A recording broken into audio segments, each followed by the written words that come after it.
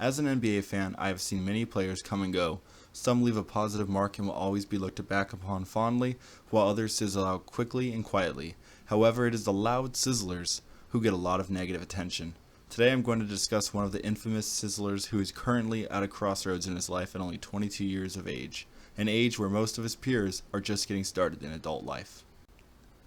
Jahlil Okafor's basketball journey is a unique one. In 2009, as an 8th grader, Okafor was recruited to play basketball for NCAA Division I DePaul University. This was a direct violation of NCAA rules, which led to some minor drama at the time, as recruiting 8th graders was just a little too much even for the hungriest and most corrupt of sports leagues.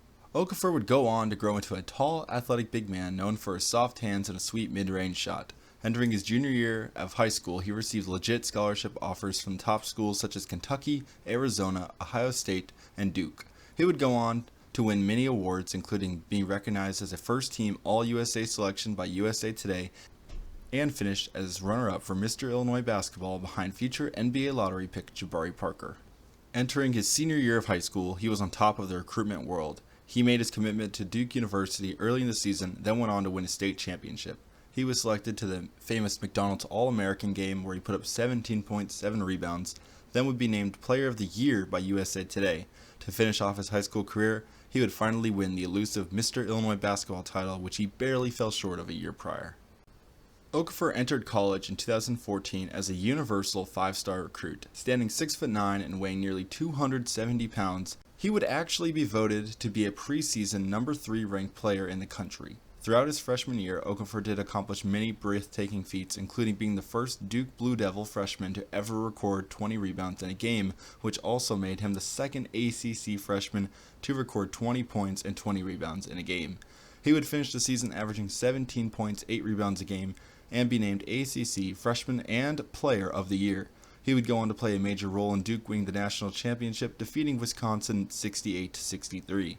Then, like many dominant and hyped-up NCAA freshmen before him, Okafor entered the 2015 NBA Draft. Jahlil Okafor entered the NBA Draft now at a full-grown 6'11", 270 pounds, with a freakish 7'5" wingspan and some crazy baseball glove-sized hands.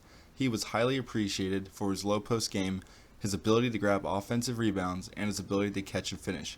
Okafor had a legitimate shot at being the 2015 NBA Draft's number 1 pick. Draft day came and the Minnesota Timberwolves elected to select Karl Anthony Towns first overall, which was not a huge surprise, so Okafor had a hope for number 2. Then the LA Lakers chose a point guard, D'Angelo Russell. Okay, but this put the NBA world in a weird situation. The number 3 team in the draft was the Philadelphia 76ers. Obviously, Okafor wanted to be selected, and he probably was the next best player available. But the 76ers already had a 21-year-old number 6 overall pick who had just had a solid rookie season playing as their center. Along with Noel, the franchise also had just selected Joel Embiid at number 3 overall a year prior. But his injuries were perplexing and nobody knew what would come of him. Having 2 lottery pick centers already on roster, however, did not stop the Sixers, as they chose Okafor with the 3rd pick. Now Philadelphia, who was coming off of a season which saw them win only 18 games, had 3 lottery pick NBA centers under the age of 22. So how did they make this work? The professional career of Okafor got off to a horrible start. The team began 0-16 after losing to the Portland Trail Blazers on November 24th. The Sixers then had a couple days off between games, so Okafor went out in Boston for a night on the town. At some point in this night, Okafor and a man got into a drunken verbal dispute about Okafor being a bust and the Sixers' pathetic start to the season. It finished with Okafor punching and knocking out the guy.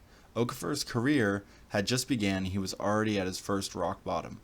Initially, nothing too serious emerged from this incident and Okafor would continue on playing. The Sixers would eventually win a game on December 1st to make their record 1 win, 18 losses. Afterwards, however, a video of the fight would surface online and Okafor would be forced to sit out 2 games.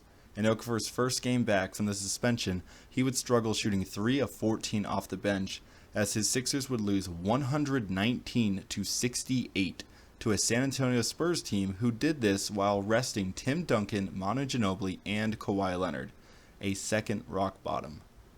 Okafor's rookie season was not a bust, however. On January 16th, he He would play a dominant game against the Portland Trail Blazers, finishing with 25 points, 10 rebounds, pushing the Sixers' record to 5-37. Okafor would even make it into the NBA Rising Stars game.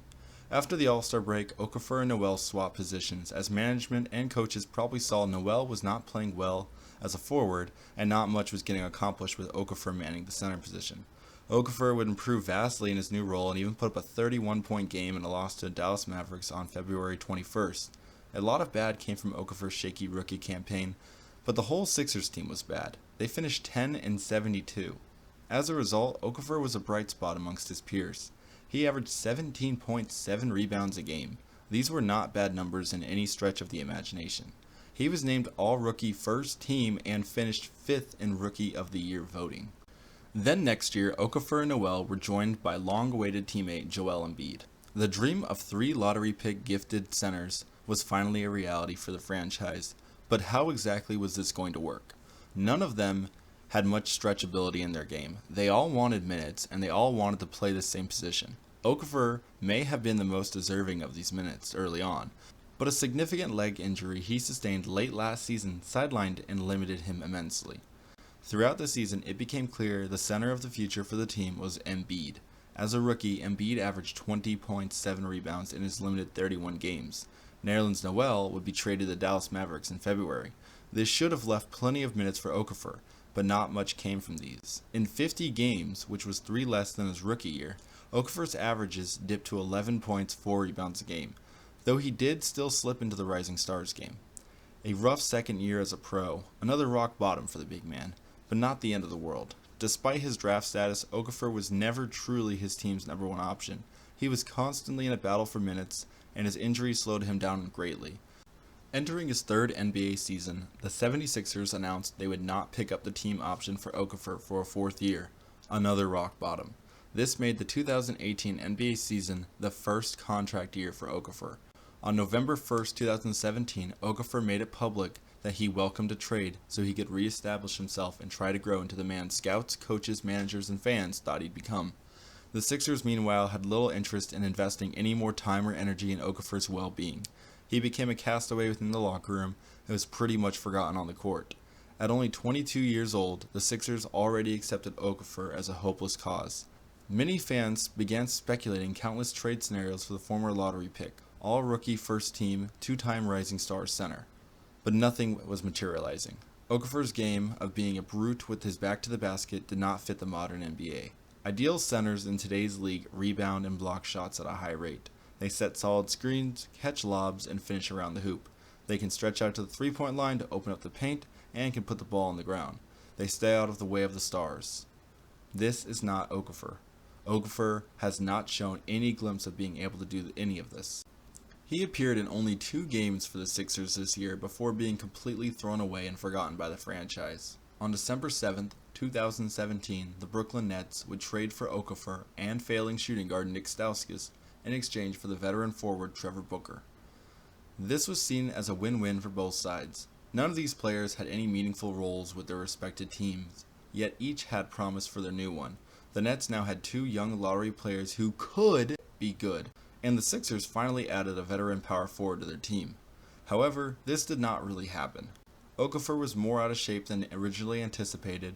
He managed to only play in 26 games, 28 total for the season, and averaged a career low 6 points, 3 rebounds a game.